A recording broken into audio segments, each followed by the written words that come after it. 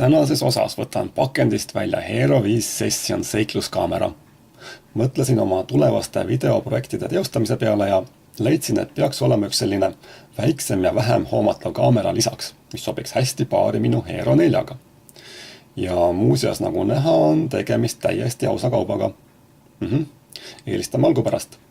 Ja algupärasest rääkides siis esimene Hero Session jäi omal ajal pika kaalutlemise järel ja kõikidest plussidest hoolimata ostmata, sest Hero 4 Silver, mille kõrval see oleks pidanud kasutust leidma, on tehniliselt nii palju parem. Nüüd, kui Hero 5 Session müügile toodi, sai väheke andmeid kõrvutada ja ei olnud raske otsustada. No ei olnud. Miks just Hero 5 Session, aga mitte lihtsalt Hero 5, siis see viimane on kindlasti samm edasi, kuid Hero 4-le, mis on mul juba olemas, on väga palju lisasid hangitud ja isiklikeks vajadusteks on see niigi väga hea kaamera. Seega väga head seikluskaamerat veidi parema vastu vahetada ei näinud hetkel põhjust. Küll leiab kasutust Hero 5 Session ja kujutan juba ette, mida kõike sellega teha saaks. Selle kaamera puhul meeldib väiksus ja see, et see on ilma lisadeta veekindel. Hero 5 Sessioni kohta ringleb enamasti positiivset infot. Sekka mõni ettevaatlik märkus aku teemal. Sellel kaameral on nimelt sisse ehitatud aku, mida vahetada ei saa.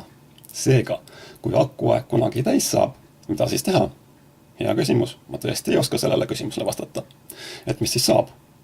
Oma enesetarkusest mõtlesin, et panen akupanga talle vajadusel juhtmega külge.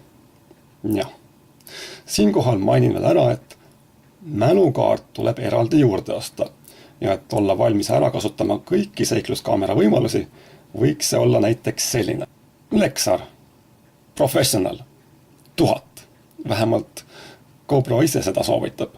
See siin on 32-gigane mälukaart, kuid kui sa tahad kindel olla, et ikka kõik peale mahub, siis 64-gigane mälukaart on minu meelest mõistlikum valik.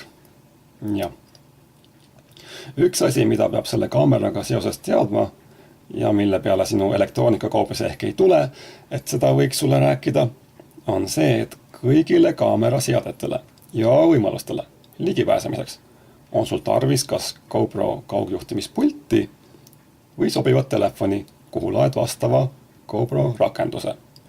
Kaameral endal on mõned eelvalikud tehtud, mille vahel saad kaamera 2 nupuga toimetada ja valida, kuid kõigile seadetele sa ainult kaamerast ligi ei pääse. Selles suhtes on Hero Session natuke teistsugune kui ülejäänud GoPro kaamerad.